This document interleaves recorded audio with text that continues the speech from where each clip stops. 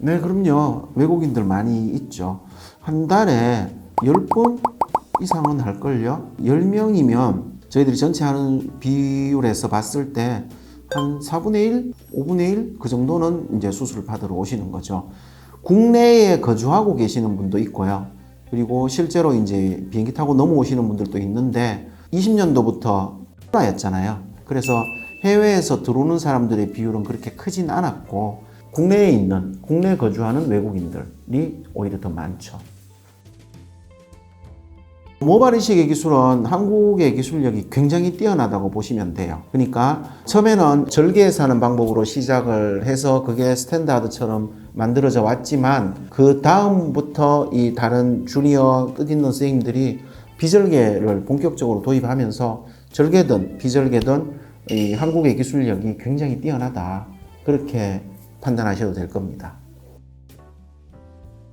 백인들이랑 황인종들이랑 그리고 흑인들이랑 이렇게 나누어서 이야기를 해보면 좋을 것 같은데요. 흑인들은 머리카락이 굉장히 곱슬곱슬하잖아요. 곱슬한 정도가 아니라 저희들이 모낭을 이렇게 나누어 놓고 보면 거의 스프링처럼 이렇게 말리는 그런 경향을 많이 보이고요. 그거보다 조금 덜한 경우도 있지만 컬이 굉장히 심하고요. 그리고 우리 한국인 같은 경우에는 어느 정도의 곱슬은 있지만 뭐 심하게 꼬이고 하는 경우는 별로 없죠. 직모의 비율도 많고요. 그래서 백인들 같은 경우에는 머리카락이 다른 인종에 비해서 굉장히 가늘면서 굉장히 많잖아요, 개수가.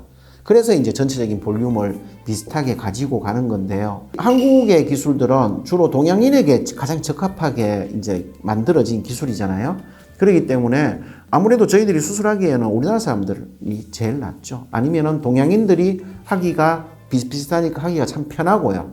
그 다음에 서양인, 백인들이나 이런 사람들은 머리카락이 굉장히 가늘기 때문에 뭔가 핸들링 하기가 조금 불편하고 그래서 그런 경우에는 이제 비절개해서 하는 경우도 많고 그래요. 왜냐하면 펀치를 하면 한 개씩 뽑는 게 아니라 2개짜리, 3개짜리, 4개짜리 이런 걸 뽑을 수가 있으니까 오히려 이제 다루기가 더 좋은 편이라서 그래서 이제 대부분 백인들 모발 이식 수술의 스탠다드는 뭐 펀치라고 하고요. 비절개. 그리고 동양인들은 뭐 펀치든 이거든 상관없는데 이제 절개해서 하는 경우가 더 많고 그리고 흑인들 같은 경우에는 수술하기가 굉장히 어려워요. 단지 수술이 어렵다만이 아니라 생존율 자체가 떨어질 때가 제법 있어요. 그리고 그 사람들에게는 펀치를 해서 하는 방법은 아예 쓰기가 불가해요. 왜 그런가 하면 이게 워낙 모가 꼬여있기 때문에 피부 안쪽에도 이래 컬이 너무 심하거든요. 그 펀치하다가 끊어먹는 경우가 너무 많기 때문에 그런 사람들은 아예 절개를 해서 하는데 수술을 하기에도 굉장히 어렵고 결과를 잘 만들기가 어렵다. 그래서 상담을 오면요. 저희들이 생존율을 한 60% 정도로 이야기를 해요.